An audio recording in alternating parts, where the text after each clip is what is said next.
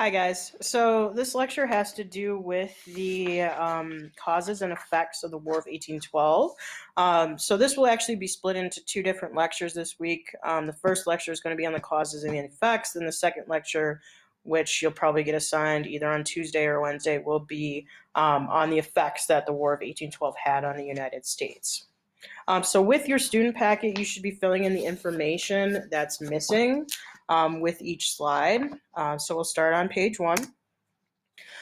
So the first are the causes of the War of 1812. So we have two presidents that are in power at this time. We have Thomas Jefferson nearing the end of his presidency, and then James Madison kind of taking over the executive office.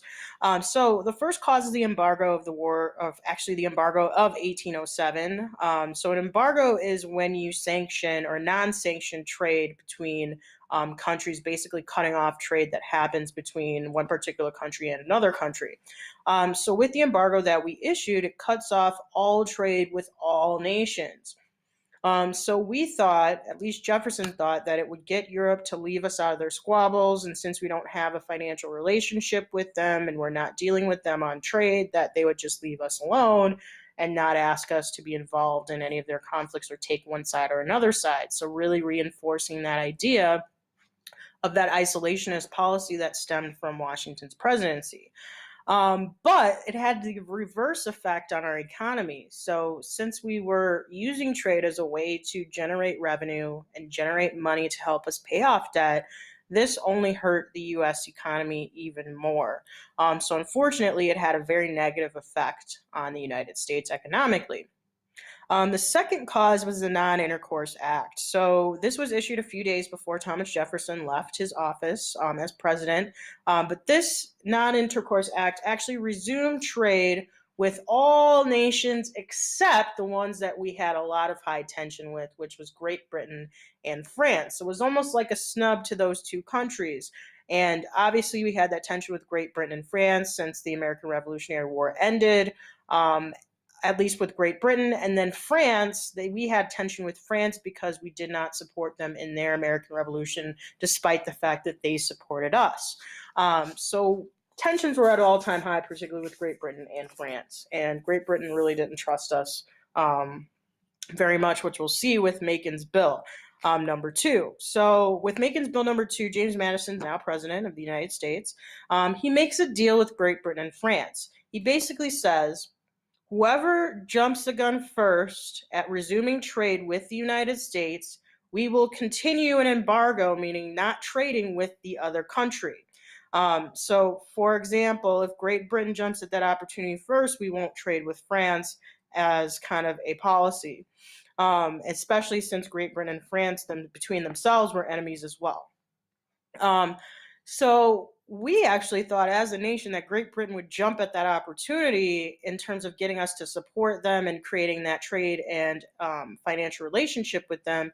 But Napoleon Bonaparte, who was the military leader of France, actually jumped the gun and got that communication with us in first to resume trade with the United States.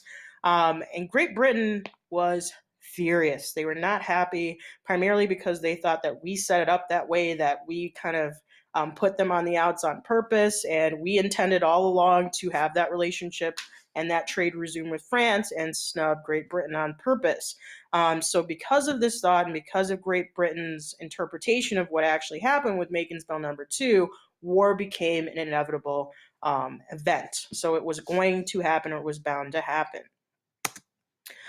So on page 2, number 4, the idea of war hawks. So war hawks are these congressmen who really, really wanted to go to war and push for Congress to decide to declare war or go to war with Great Britain and France. So these men were congressmen usually from the South and the Western states at this time, usually Ohio River Valley, or the established states, wanted a war of their own. They really, really wanted to go to war, and they were really, really pushing to have this kind of conflict be ended once and for all. Fifth, there was a lot of anger at England for the impressment of U.S. soldiers. So impressment is a required service by force of U.S. soldiers to serve for the Royal Navy. So there were Americans who were called to service by the British, who were kind of forced into that position without a choice of their own. And we really didn't particularly like that. And six, another cause was that there was a lot of conflict over British Columbia, or British Canada, sorry, supplying weapons to a lot of the Native Americans on the frontier, which was causing conflict with Americans that were trying to move west, particularly in the Ohio River Valley, and establish themselves. So we were pissed off because you're supplying them with weapons to fight against us, even though you want to try to have a relationship with us, and we're trying with you. But you're making it near impossible because now you're supporting people who are going to attack our citizens. And the seventh cause was that the Democratic Republicans wanted more land to fulfill this destiny as an agrarian republic. So, kind of bringing you back to the whole issue of the Louisiana Purchase and Thomas Jefferson trying to decide whether or not he should buy this land from Napoleon, which extended all the way from Louisiana through Canada. Because it wasn't in the Constitution that a president could purchase land, and him being a strict constructionist, he was kind of on the air of not doing it, but he really, really believed in this agrarian society and expanding the United States. So he actually decided in the end to buy that land. And of course, those Democratic Republicans, which is the party that supported Jefferson, wanted that land to fulfill this destiny, which eventually we will call the manifest destiny of an agrarian republic and expanding the United States. So just a note with the pictures on the right-hand side, Kentucky Congressman Henry Clay was one of those big war hawks that really pushed for war. And then you have Tecumseh, who is one of the Native American leaders who was getting some of those supplies to fight against the expansion of the Americans into Indian Territory. So on the bottom of page 2 is the issue of Mr. Madison's War. So this is actually the start of the War of 1812. So at the beginning of the war, there were a lot of mixed results. There was some successes and some failures. First of all, the invasion of Canada. So we were trying to push England out of Canada. We would have been more victorious if concentrated in one large city. So almost similar to the French and Indian War, if we struck first at those major cities, we might have had some initial success, and kind of following the pattern that William Pitt really did with the French and Indian War. We didn't necessarily use that strategy. Instead, we launched a three-prong attack on Detroit, Niagara, and Lake Champlain. All of which we lost. So we had to retreat from the British forces. We tried again in 1813, but that also failed too. So there wasn't a lot of success at the beginning. Regarding the Great Lakes, there were also battles on the seas in the Great Lakes. So we had more success on the sea. So one of those ships was the USS Constitution, which was also known as Old Ironsides. Commodore Oliver Perry defeated Great Britain on Lake Erie. And allowed for Harrison's troops to overtake the British at the Battle of Thames in 1813. So we had a lot more success on the seas and on water than we did on land, coincidentally.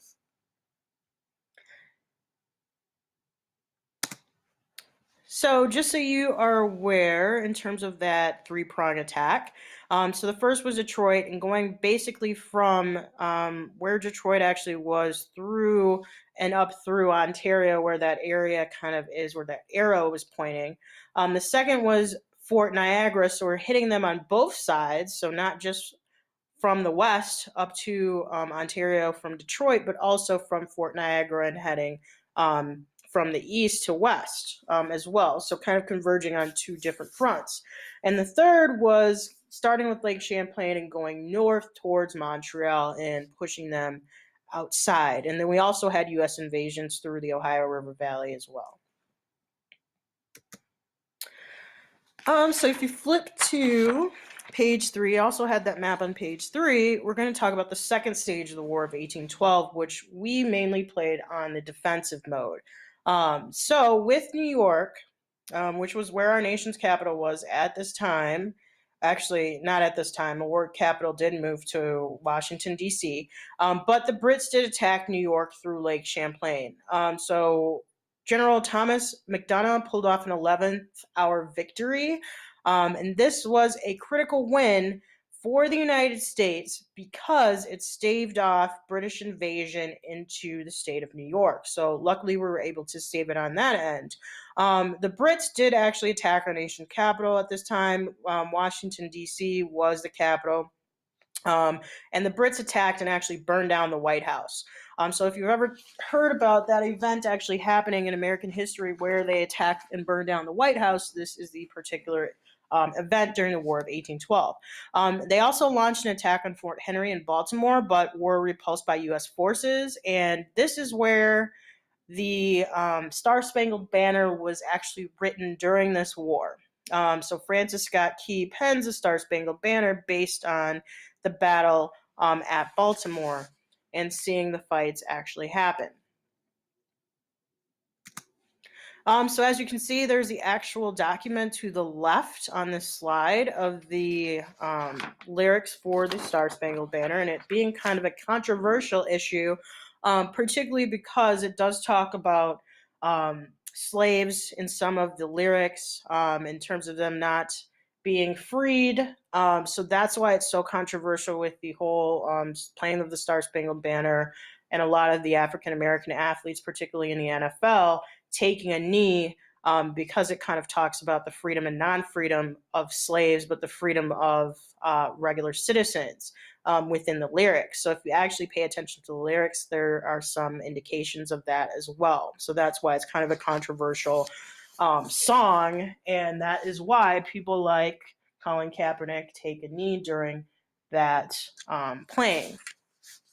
So actually you can see one of the flags that was there during that battle on the right as well. But just to give you some general information, that is why it's such a controversial issue.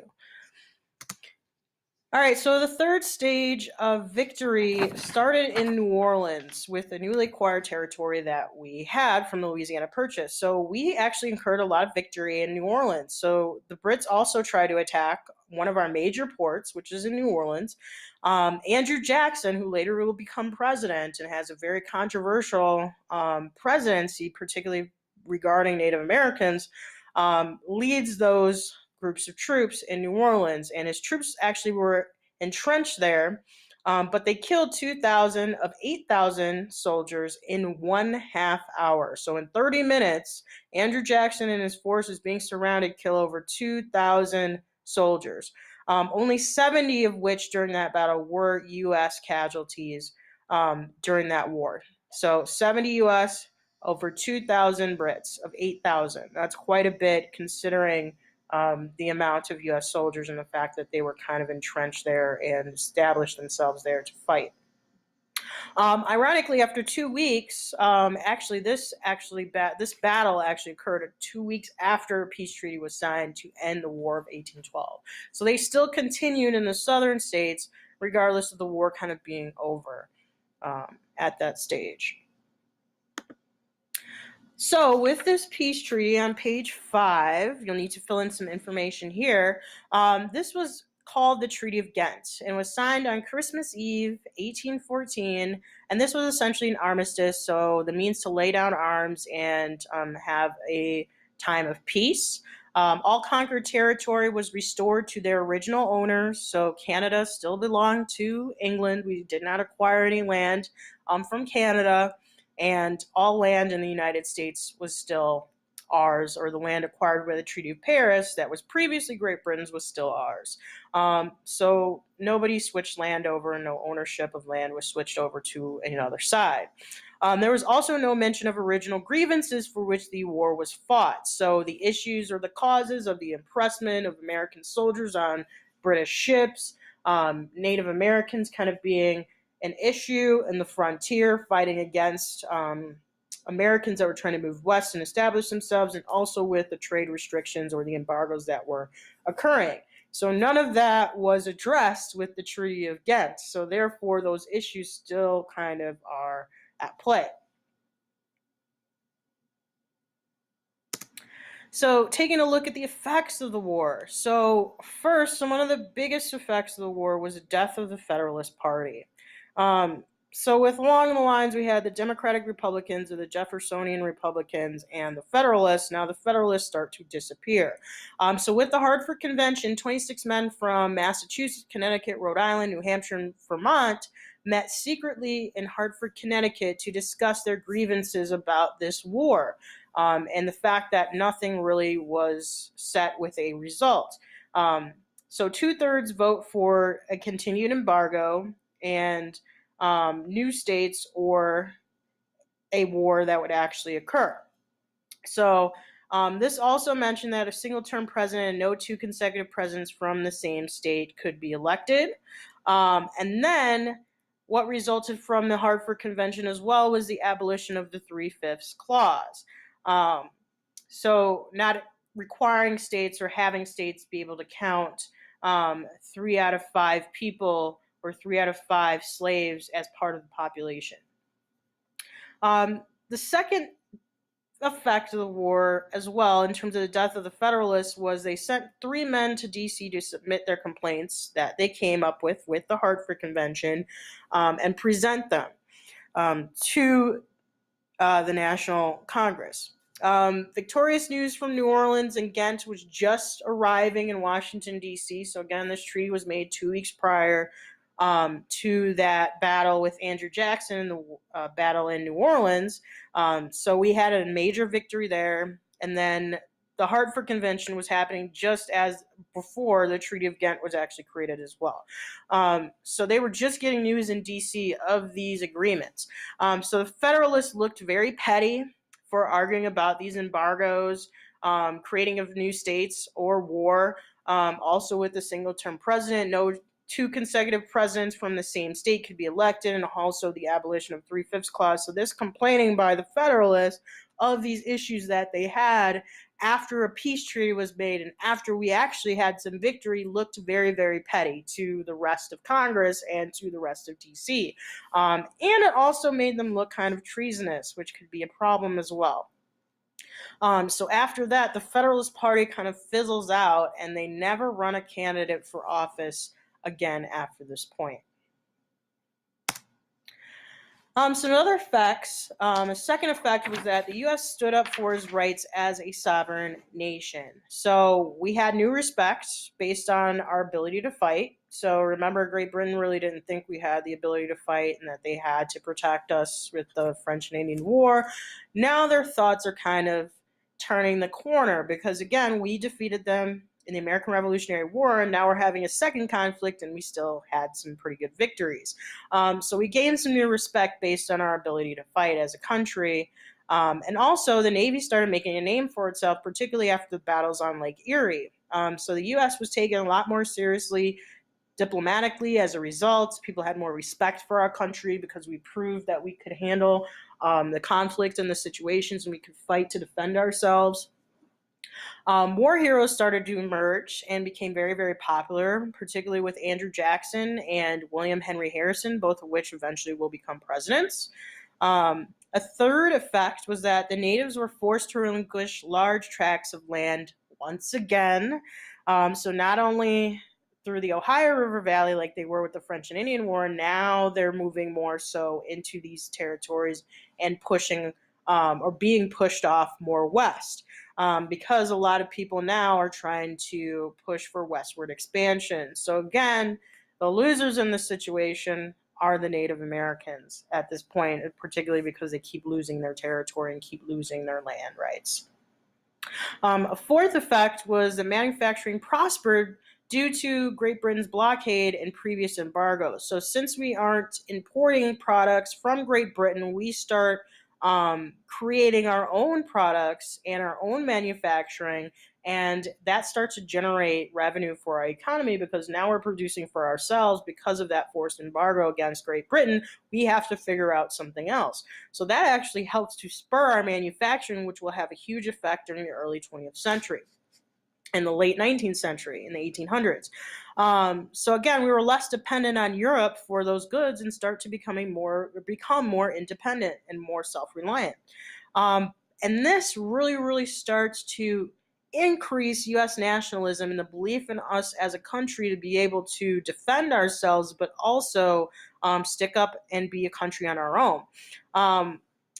We did not fight as one nation, but came out as one nation in itself. So this huge surge in nationalism becomes a huge, huge issue, and people are very, very proud to be Americans at this time, particularly after the war actually occurs. So what I'm going to do is stop here now because nationalism is going to be our next topic as a result. But what I really, really want to emphasize for you guys is to make sure you know the particular causes and the effects of the War of 1812. So we'll be doing a couple of activities that will reemphasize those particular causes and the decision making that had to occur in order to decide to go to war with Great Britain because of the issues that we've had. So we will have a second part lecture probably on Tuesday, I want to say. So if you have any questions, make sure you bring those to class and we'll kind of discuss the causes and effects once again. And that's it.